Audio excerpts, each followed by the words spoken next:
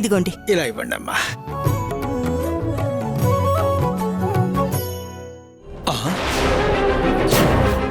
అమ్మా, ఇందులో చెవి పోగులు లేవమ్మా.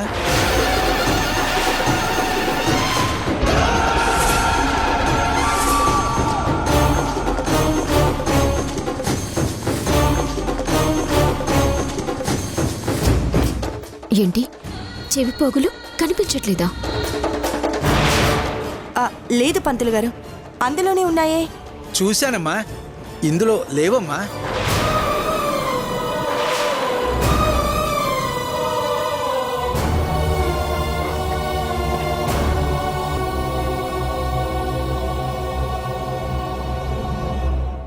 అమ్మా, ఏంటమ్మా చెవి పోగులు కనపడకపోవడం ఏంటి? ఆ బాక్స్లోనే ఉండాలి కదమ్మా. నేను బాక్స్లోనే పెట్టాను నీరజ. ఎందుకు కనిపించట్లేదో అర్థం కావట్లేదే. అవును మమ్మీ, ఆ బాక్స్లోనే ఉంటాయి.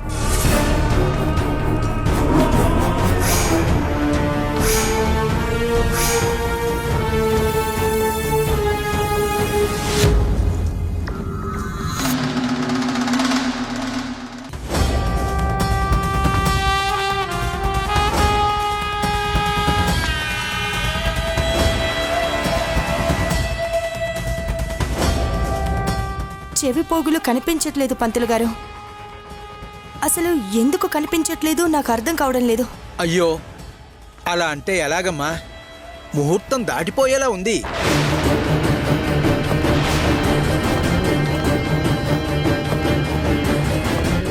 ముహూర్తం దాటిపోదు పంతులు గారు, దాటిపోనివ్వను కూడా.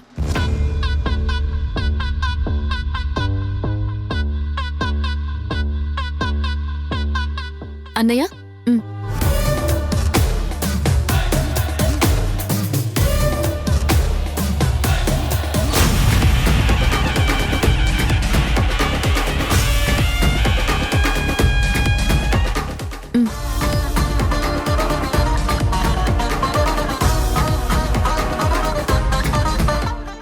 బాగున్నాయమ్మా. కంగారు పడుతున్నావా నీర్జా? నేనుండగా పాపకు జరుగుతున్న వేడుకకు ఎలాంటి ఇబ్బంది రానివ్వను. నీర్జా, ఆ చెవి పోగులు గిఫ్ట్గా తెచ్చాను. ఎంతైనా అమ్మని కదా.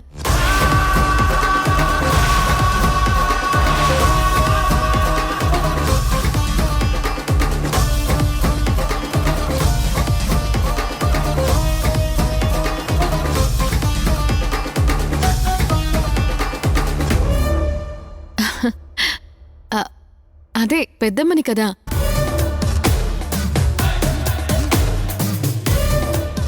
నీకు అక్కగా నేనున్నా నీర్జా, కానీ అన్నదమ్ములు లేరు. అందుకే మా అన్నయ్యనే నీ అన్నయ్య అనుకో, పాపకి మేనమామ అనుకో. మేనమామే కదా చెవి పోగులు ఇవ్వాల్సింది. అవునమ్మా, నిజంగా మేనమావ జరిపించవలసిన కార్యక్రమం ఇది. పాప నిజంగానే అసాధ్యురాలు. సరైన సమయానికి తన మేనమావను తెచ్చుకుంది.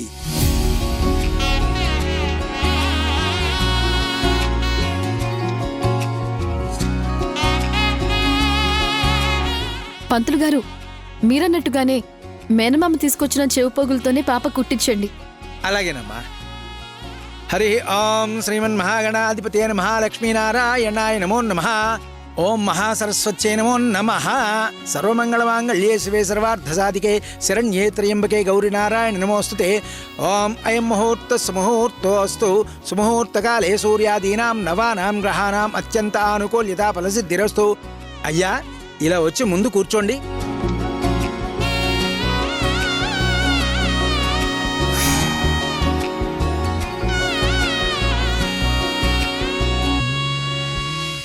ఓం గణానాన్త్వా గణపతిగుం హవామహే కవిం కవీనాముపమస్రవస్తవం.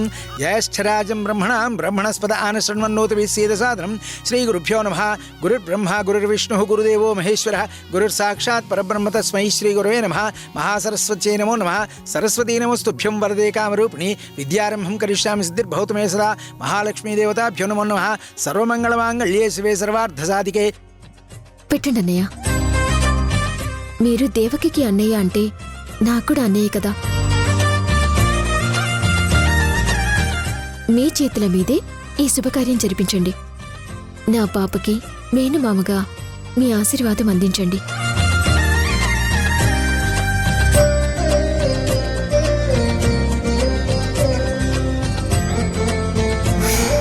యా దేవీ సర్వభూతేషు మాతృ ఏమైందమ్మా? హంసిని? హిరణ్యవర్ణాం హరిణీం సువర్ణరజతశ్రయాం చంద్రాం హిరణ్మయీం లక్ష్మీం జాతవేదో మమావహ తాం ఆవహ జాతవేదో లక్ష్మీం అనుపగామినీం.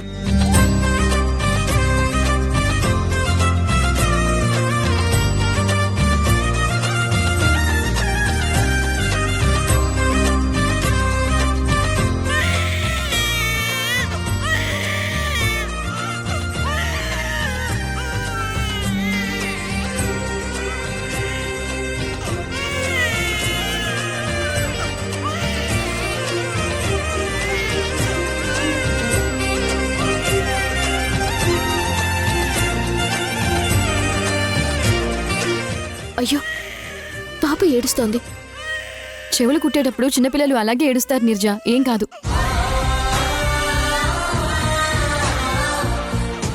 అయిపోతుంది అయిపోతుంది.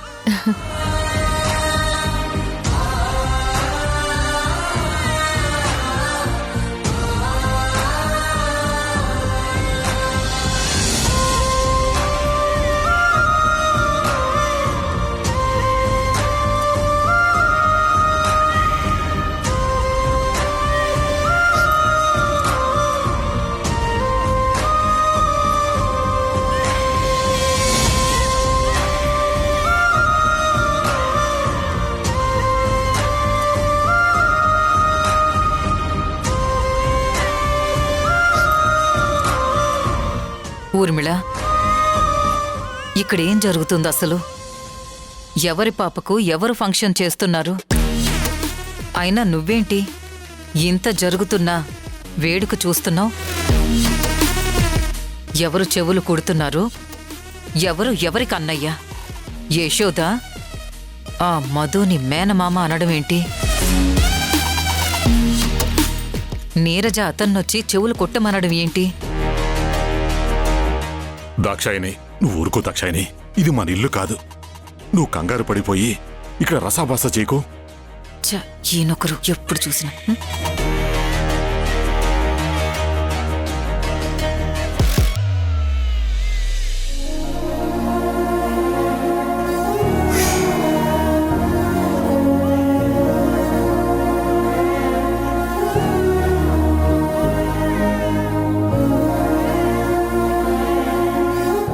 పాపకి తల్లిదండ్రులు ఇద్దరూ అక్షంతలు వేసి ఆశీర్వదించండి.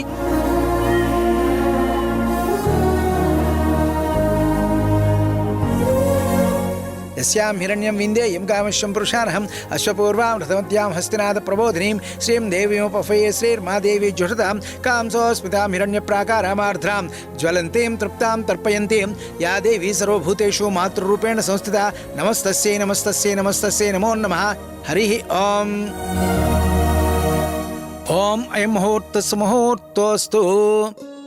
ఓం శతమానం భవతి శతాయు పురుష శతేంద్రియ.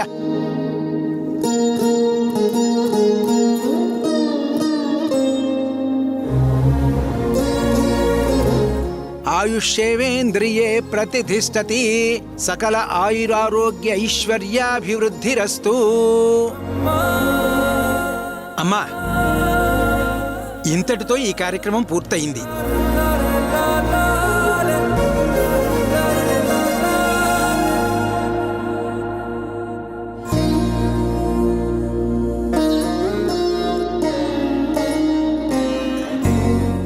చాలా సంతోషంగా ఉంది దేవకి. ఈ ఫంక్షన్ ఇంత బాగా జరిగిందంటే కారణం నువ్వు అన్నయ్య చెవిపోగులు కనుక తీసుకురాకుండా ఉండుంటే ముహూర్తం దాటిపోయేది. దేవకి, నిజంగా నువ్వు ఒక అక్క స్థానంలో ఉండి ఈ కార్యక్రమం జరిపించావు. ఇప్పటి వరకు నాకు దేవకి అనే అక్క ఉండేది. ఇప్పుడు మధు అనే అన్నయ్య కూడా ఉన్నాడు. నా పాపకి మేనమామ కూడా ఉన్నాడు. చాలా థ్యాంక్స్ అన్నయ్య. పాప ఆనందంగా ఉండటమే కదమ్మా మనందరికి కావాల్సిందే.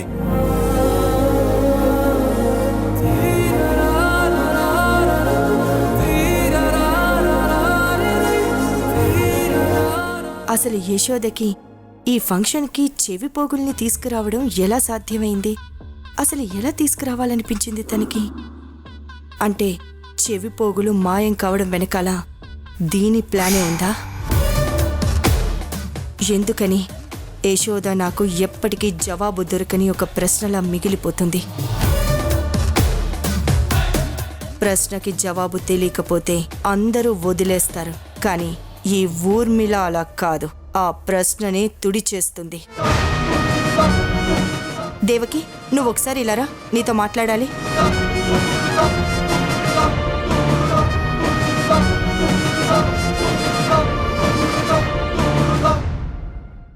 ఏంటి పిన్ని? ఏంటి ఊరుకుంటున్నానని తెగ రెచ్చిపోతున్నావు? ఎంత ధైర్యమే నీకు? ఒక్క ధైర్యమేనా పిన్ని? ప్రేమ. కన్న తల్లిగా పాప మీద నాకున్న ప్రేమ ధైర్యం కన్నా గొప్పది.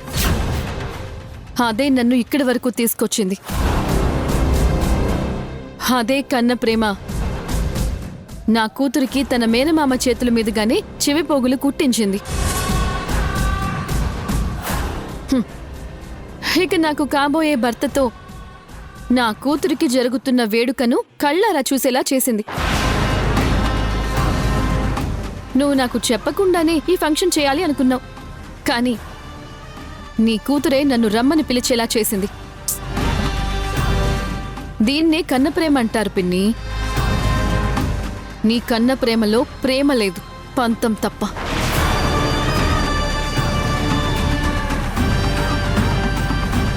ఏంటి పిన్ని, దీనికే కంగారు పడిపోతున్నావా? అలా అయితే ఎలా పిన్ని? ఇక ముందు జరిగే వాటికి ఇంకేమైపోతావు? అవును పిన్ని, క్షణక్షణం నీకు మనశ్శాంతిని దూరం చేసి నరకం అంటే ఏంటో చూపిస్తాను. నా కూతుర్ని నాకు దూరం చేసి నువ్వు నన్ను పెట్టిన బాధకు 10 కాదు 1000 ఆ బాధని నీకు తిరిగిస్తాను. చూడు, ఏదో నా కూతురి బలహీనతని అడ్డం పెట్టుకుని రెచ్చిపోతున్నావు. నేనేమి చేయలేను అని తెగ ఆవేశపడిపోతున్నావు.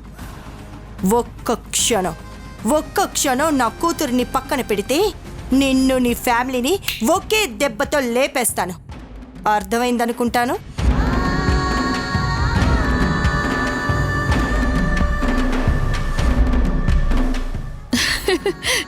అర్థమైంది పిన్ని. కానీ నీకు అర్థం కావాల్సింది కూడా ఒకటుంది.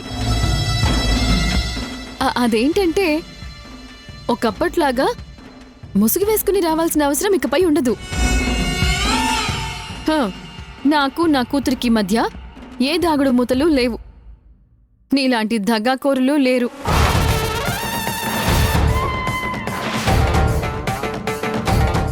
నేనొక్కదాన్నే కాదు పిన్ని, ఇప్పుడు నా పక్కన మా అన్న కూడా ఉన్నాడు. మా తల్లిదండ్రులకు నువ్వు చేసిన ద్రోహానికి ఇద్దరం కలిసి మరి సమాధానం చెప్తాం. యశోద, ఊరుకుంటుంటే రెచ్చిపోతున్నావు. చెప్పాగా, నా కూతురు నన్ను కట్టేసింది. లేదు అంటేనా? నేను నీ కూతురునే కదా పిన్ని.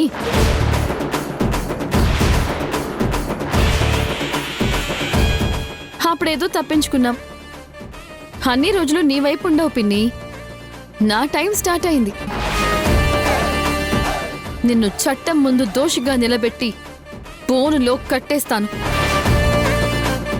శిక్ష పడి నీ కూతురికి దూరంగా జైల్లో మగ్గిపోతూ నువ్వు కృంగి కృషించి పోతుంటే 7 ఊచలు లెక్క పెట్టేస్తాను.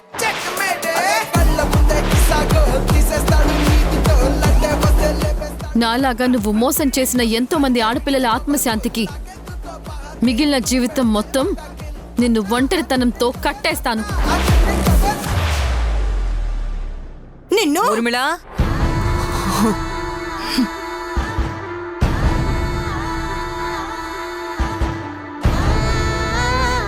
ఓ ఇది ఇక్కడే ఉందా? రా అత్తయ్య, నువ్వు మావయ్య రావడం నాకు చాలా సంతోషంగా ఉంది. లేదంటే నేను హరి చాలా బాధపడేవాళ్ళం. ఎందుకంటే తాతయ్య నానమ్మలుగా మీరు లేకుండా మీ మనవరాలి ఫంక్షన్ జరిగితే మీకు బాధగా ఉండదా చెప్పు? ఏంటే నోటికొచ్చినట్టుగా బాగుతున్నావు? ఎవరికి పుట్టిందో తెలియని దాన్ని నా మనవరాలు అంటున్నావా? ఛ, నన్ను నానమ్మని అంటావా? నీకు ముందే చెప్పాను కదా, ఈ యశోద పెద్ద మాయల మరాఠీ అని, ఏదైనా చేయగలదు. చూసావు కదా, నా కూతురి అమాయకత్వాన్ని అవకాశంగా తీసుకొని నా ఇంటికి ఎంత ధైర్యంగా వచ్చిందో. అసలు మన హరి ఏంటి దీని వెనక తిరుగుతాడు? అసలు ఇది ఎలాంటిదో నువ్వు చెప్పలేదా? ఏంటత్తయ్యా, ఈ ఊర్మిళ చెప్పే మాటలు నమ్ముతున్నావా? మాయల మరాఠీ నేను కాదు, నీ పక్కనుంది చూసావా, ఈ ఊర్మిళ. ఏయ్, నోరుము ఇవే. ఎవరేంటో నాకు తెలియదు అనుకుంటున్నావా? తప్పు నీది కాదత్తయ్యా, చెడుది. చెడు చాలా త్వరగా మన మనసుల్ని మార్చేస్తుంది. అందుకే కళ్ళ ముందు నీకు నిజాలు కనపడుతున్నా సరే గుర్తుపట్టలేకపోతున్నావు. సరే, అసలు నేనెక్కడికి వచ్చినా సరే ఈ ఊర్మిళ నన్నెందుకు ఏం అనలేకపోతుంది?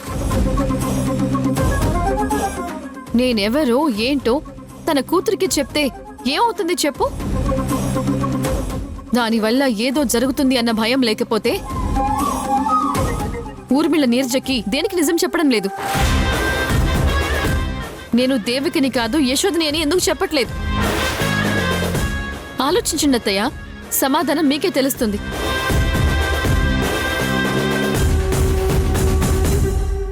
ఏంటి అందరూ ఇక్కడే ఉన్నారా? దేవకి, నీకోసమే వెతుకుతున్నాను. కంగారు పడకు నీరజ, చెవి పోగులు కుట్టారు కదా, 1-2 రోజులు ఆ నొప్పి అలానే ఉంటుంది. కానీ పాప చేతుల్ని మాత్రం చెవి దగ్గరికి వెళ్లకుండా చూసుకుంటే చాలు. సరే పద.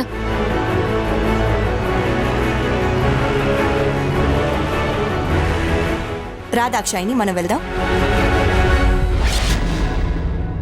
నీరజ, పాప కోసం పట్టీలు బట్టలు.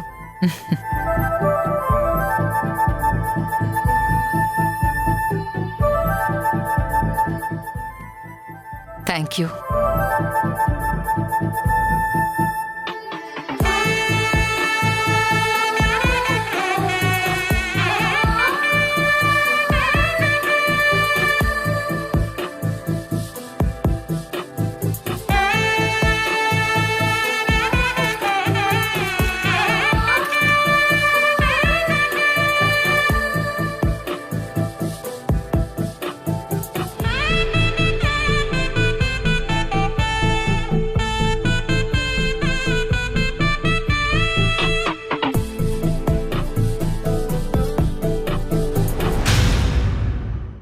నా కూతురు సారె పెట్టింది కదా అని సంబరపడిపోతున్నట్టున్నావు. నేను నీకు సారె పెడతాను, కానీ నేను పెట్టే సారెలో ఈ పళ్ళెం కాదు పాడె ఉంటుంది. ఈ పసుపు కుంకాలు నీకు కావాల్సిన వాళ్ళ శవం మీదుంటాయి. నువ్వన్నావు కదా జైల్లో ఊచలు లెక్క పెట్టిస్తాను అని.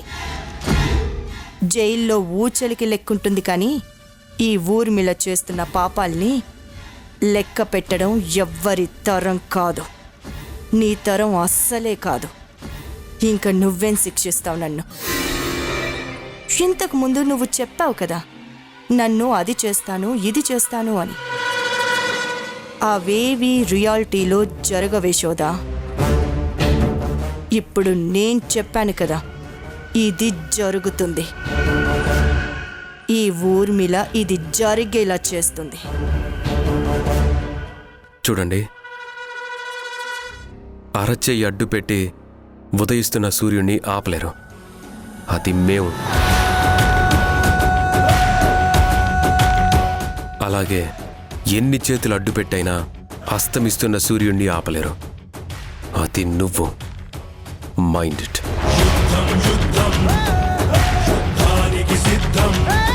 యశోద, పద వెళ్దాం. నీర్జా కన్నీళ్లకు గొంతున్నది. యశోద పద వెళ్దాం.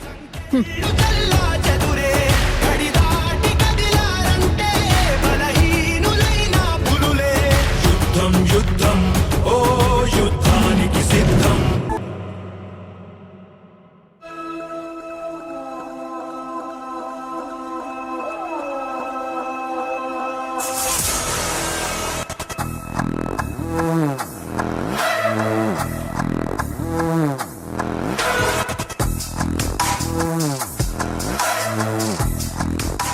ఏంటే పావుగంట నుంచి చూస్తున్నాను, అటు ఇటు తిరుగుతూనే ఉన్నావు.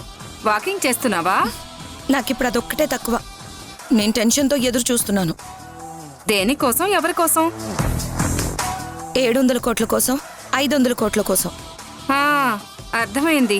మీ ఆయన కోసం, ఆ యశోద కోసం అంటావు.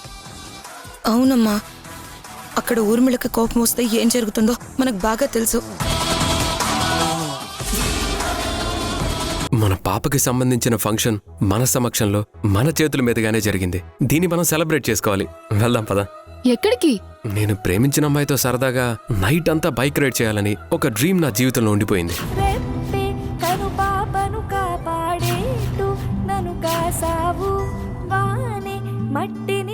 దీని సంగతి ఇలా కాదు, చెప్తాను. నాకు చుట్టూ నువ్వేలా కవచమై నిలిచావెంతలా, ఒక ధైర్యం, ఒక సైన్యం.